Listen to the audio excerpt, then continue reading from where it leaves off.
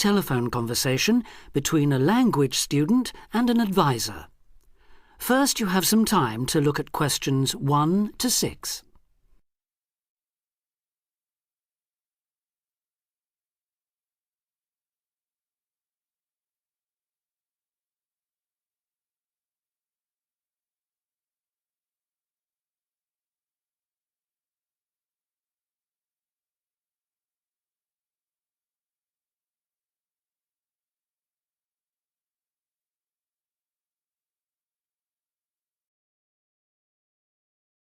Now we shall begin.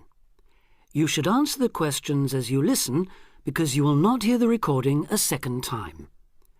Listen carefully and answer questions 1 to 6. Homestay Language Learning, Lisa McDowell here. How can I help you? Hello, my name's Dan, Hello, Dan. and I'm going to be living with a family in Edinburgh for 3 months, so I'd like some advice on what to bring with me. I'm flying in via Singapore on the 15th. Right.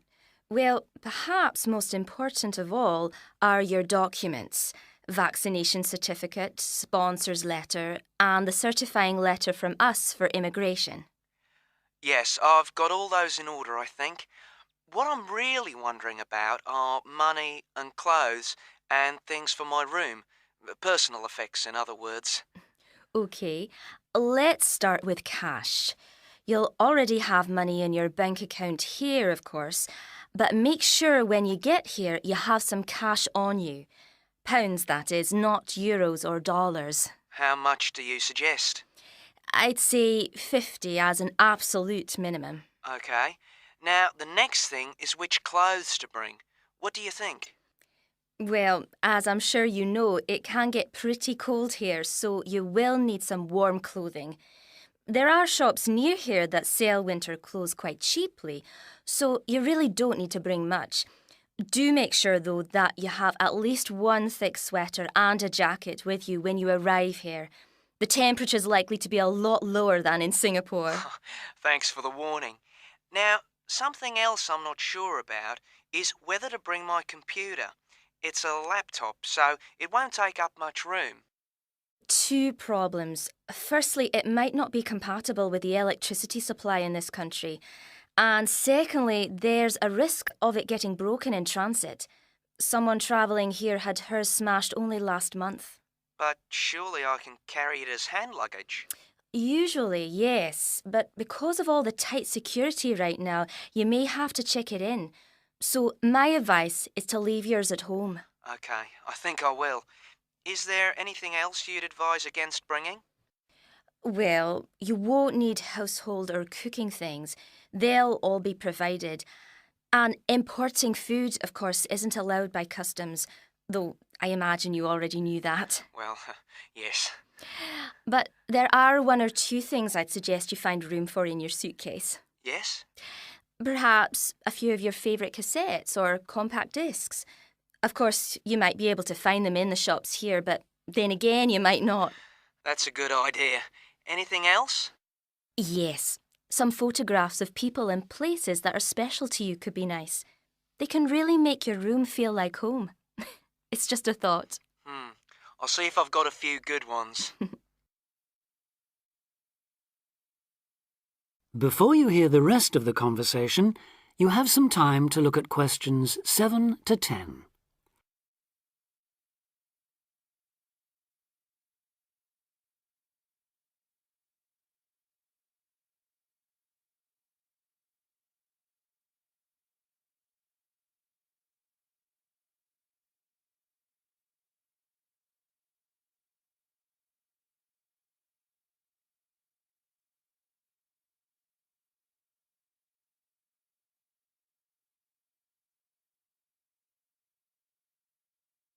Now listen and answer questions 7 to 10. Just a few points about packing. Make sure all your cases are clearly labelled, in English, with your host family's name and address. Just in case they go missing on the way.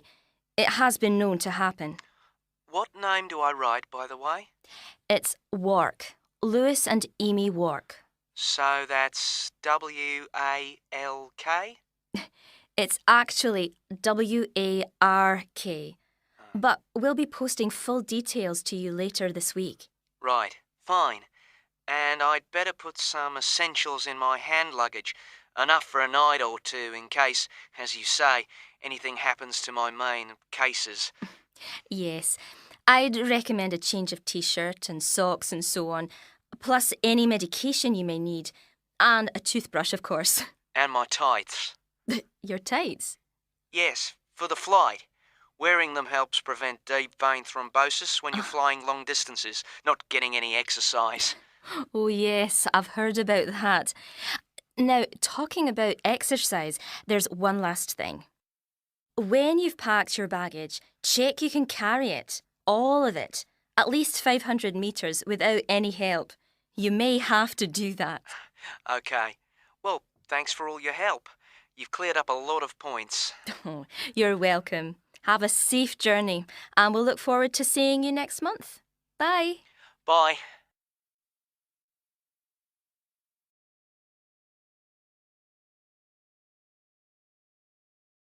That is the end of part 1. You now have half a minute to check your answers.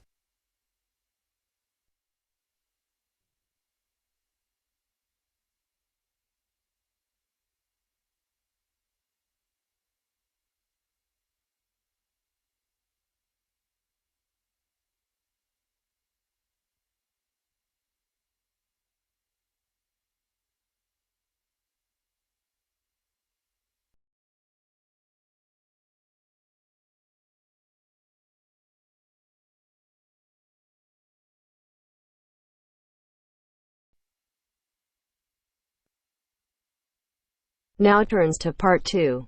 Part 2. You will hear part of a lecture on art and culture in the Indonesian island of Bali. First, you have some time to look at questions 11 to 15.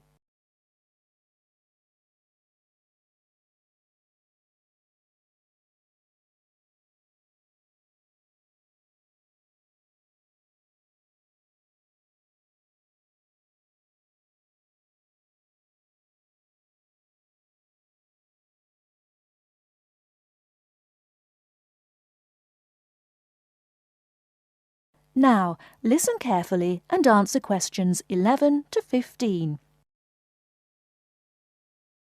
Last week, we looked at the traditional art of Japan. In this week's lecture, we're going to move south and look at the very special way in which art has developed in the beautiful island of Bali, which is now part of Indonesia. I'll begin by giving you a brief historical overview. It's thought that the first inhabitants of Bali were farmers who arrived around 3000 BC, at the beginning of the Iron Age. They probably originally came from China, and in Bali they cultivated rice and built temples ornamented with wood and stone carvings and statues. The Hindu religion was introduced in the 14th century AD, and this has remained the main religion on the island. This was an important period in the artistic development of the island, when sculptors, poets, priests and painters worked together in the service of the ruling families. Rather than painting everyday scenes, artists concentrated on narrative paintings illustrating the epic stories of Hinduism. Bali's rich natural resources have always made it an alluring goal for merchants, and from the 17th century onwards, Dutch ships visited the island to trade in spices and luxury goods. Gradually, the old royal families lost their power, and eventually, in 1906, the Dutch East Indies Company was founded, and the island became a colony. In the 20th century, art then took on a very different role, as a tool accessible to everyone in the fight of the Balinese people against colonization, rather than as the property of a minority. Shortly after this, in the 1920s, stories of the beauty of the island of Bali began to spread around the world, and Balinese art underwent another vast transformation with the advent of tourism to the island. At first, this was only on a small scale, but it had important effects. Expatriate artists from Holland and Germany settled on the island, bringing paper, Chinese ink and other new materials with them. They worked with local artists, encouraging them to experiment with concepts like naturalism, expressionism, light and perspective, as well as to move away from the traditional focus on narrative painting towards something closer to their own experience. When independence came in 1945, this desire for an art to match a new national identity became stronger, and the traditional narrative paintings started to give way to scenes showing the everyday life of the Balinese people, harvests, market scenes and daily tasks, as well as the myths and legends of their history. Before you hear the rest of the talk, you have some time to look at questions 16 to 20.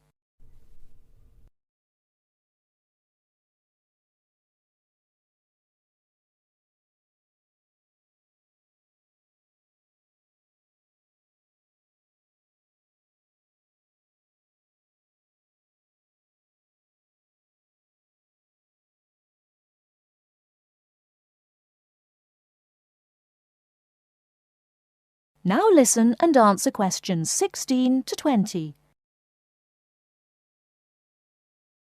Many of the features that give this art its special place in the world today can be traced back to these historical roots.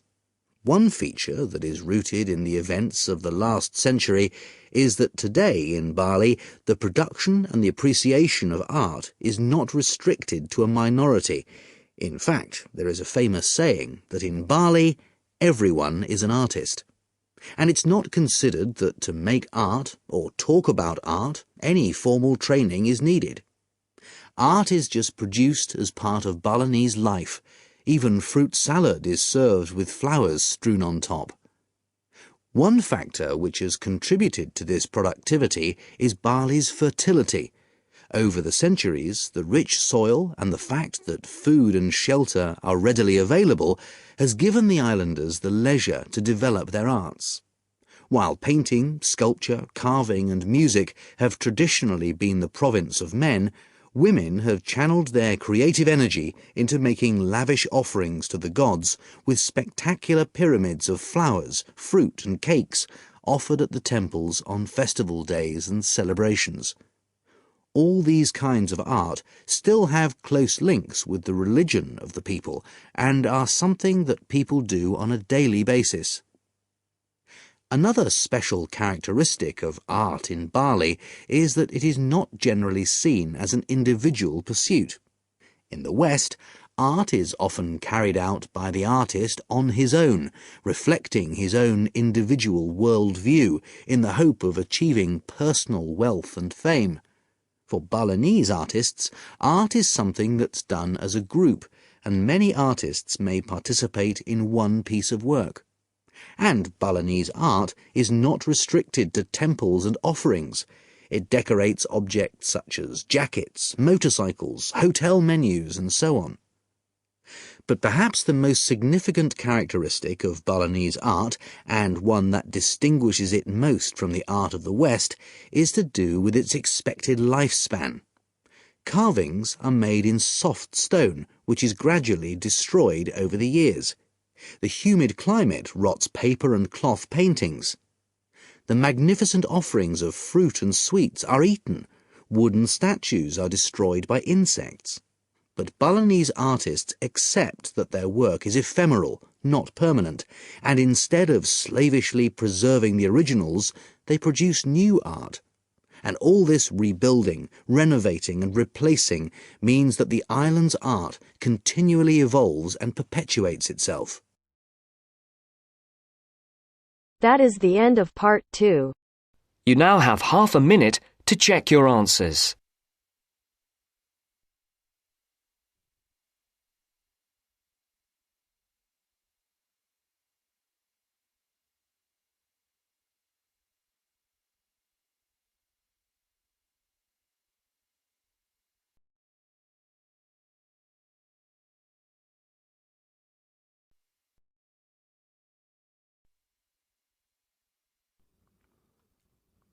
Now turn to Section 3. Section 3. You will hear a discussion between two students and their tutor. First, you have some time to look at questions 21 to 25.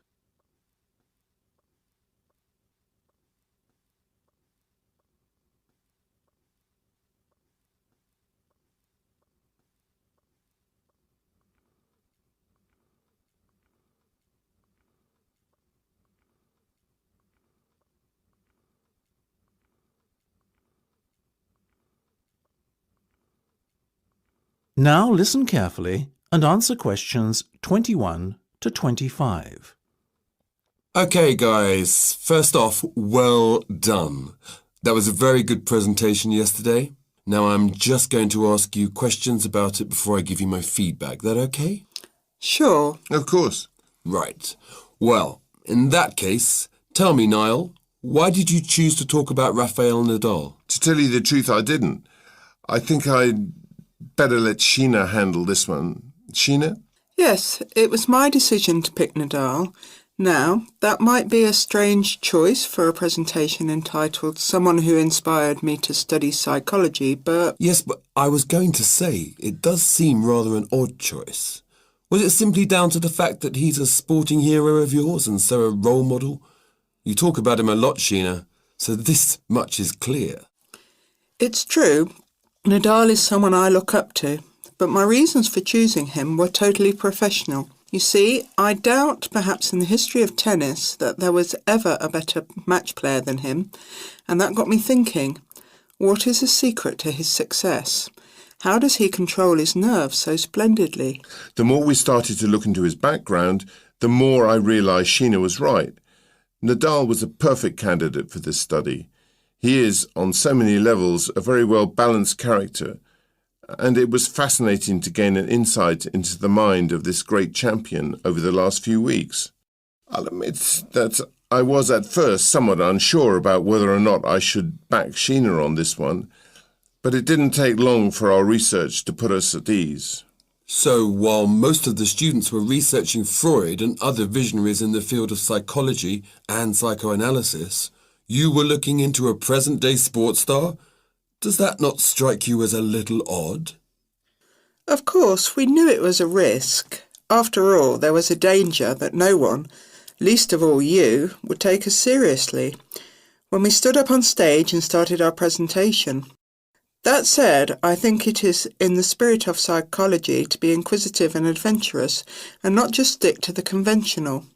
Otherwise, how would the field have come so far, as it has done already? Well, I must say, your risk certainly paid off. Yours was, without a shadow of a doubt, the most interesting and original presentation I saw. And judging by the reactions of the other students, I would have to say that everyone else was equally impressed. Thank you.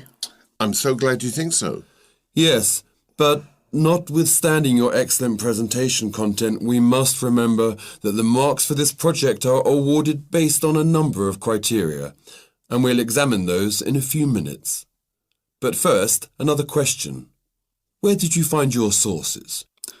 Well, and I don't quite know how we managed it, but we were able to secure a face-to-face interview with Nadal while he was over here for the Wimbledon Tennis Championship, so we weren't reliant on newspaper articles and interviews or any other forms of secondary sources. We did, however, find the library's sports archive an invaluable backup aid to help us fill in the gaps and piece together our interpretation of what makes Nadal such a mentally strong champion. Before you hear the rest of the discussion, you have some time to look at questions 26 to 30.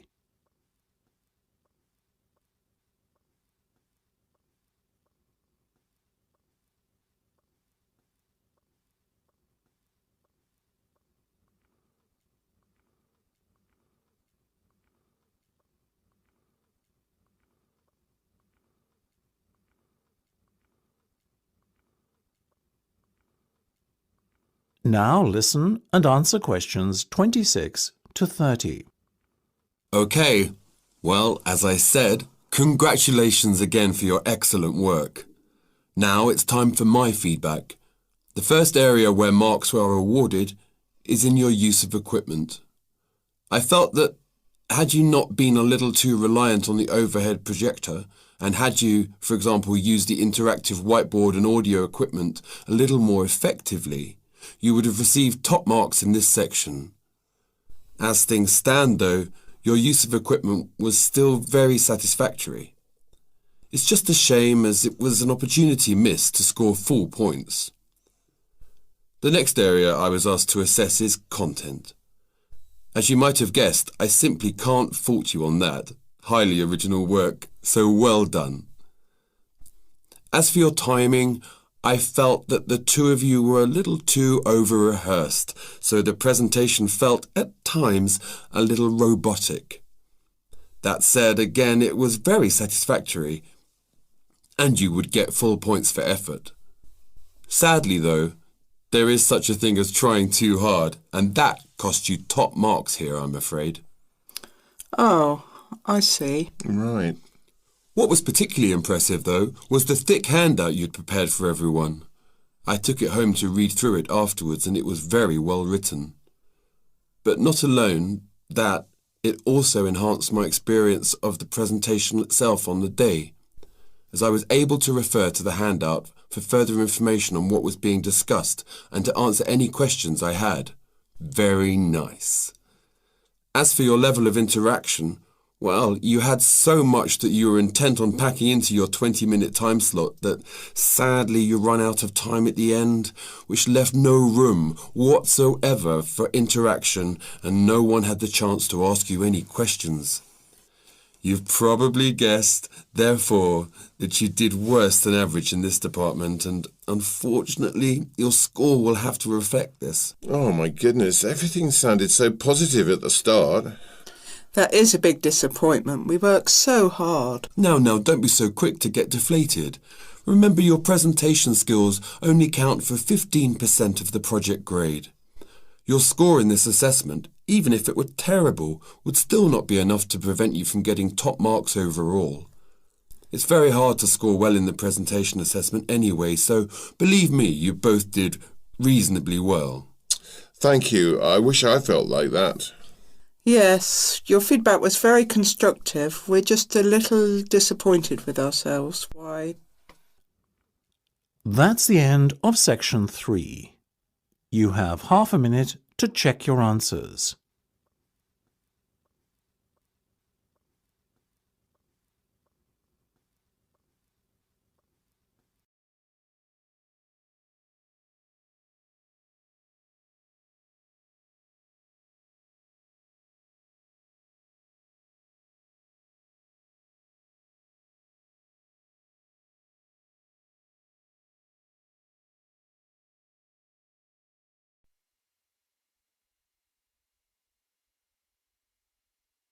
Now turns to Part 4. Part 4. You will hear part of a lecture on cities of the future. You now have 30 seconds to read questions 31 to 37.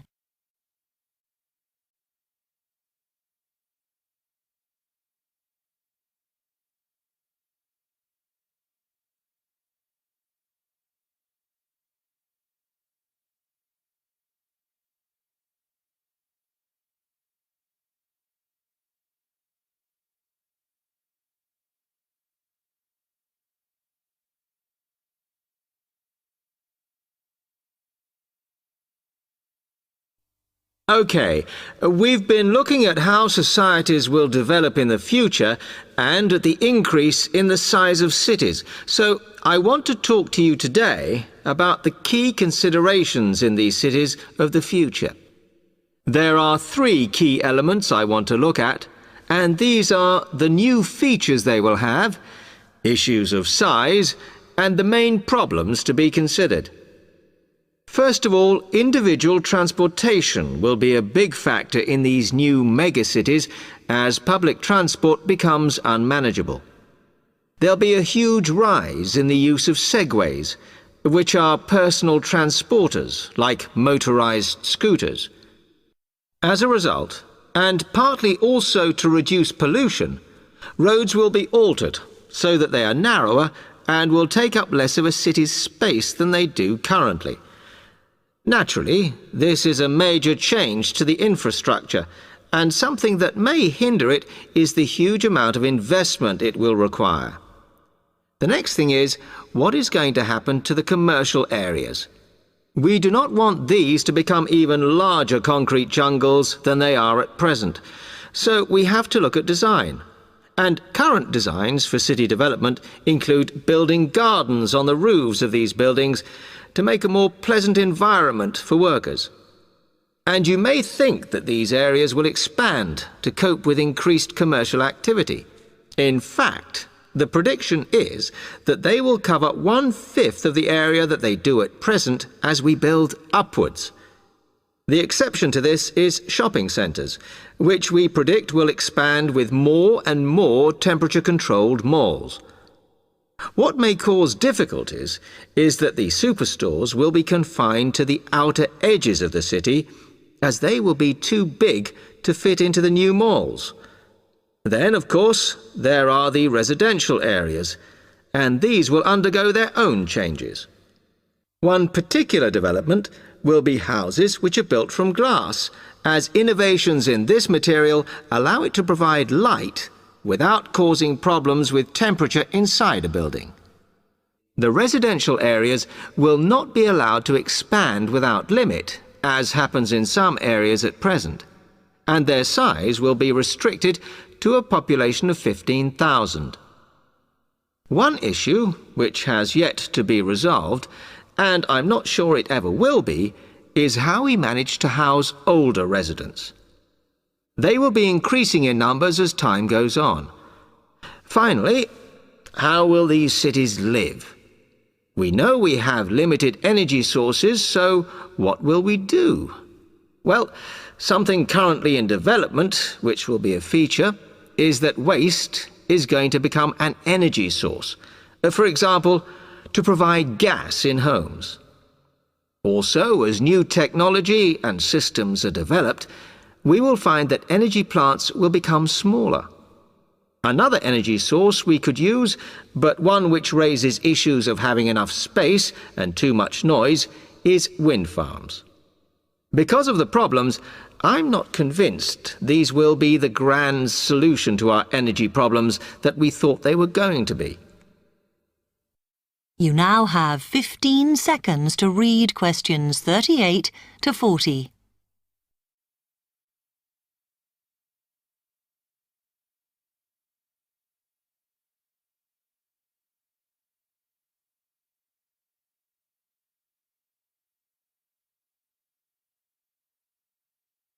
Now, moving on to looking at the social aspect of cities, we need to look at housing and how people will live. Cities currently have flats in the centre, populated by single people and wealthier residents, and families tend to move to the outskirts. In the future, the centre of cities will see a dramatic change. We will see many more examples of cooperative buildings. This is where people join together to form a company that owns the building they live in. And despite continuing shortages, there will also be a rise in the provision of retirement homes in city centres, so that the elderly can have easy access to hospitals and shops. Recently, we have seen a levelling off in the growth of private housing, and I think that will not change. But we are likely to see more social housing, as far fewer people will be able to afford to own their own homes. OK, now, if anybody has any...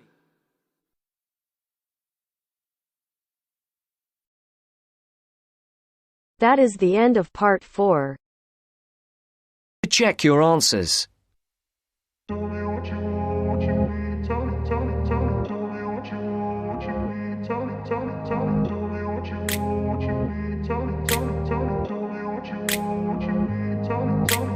grew up in a place where they told you what to chase.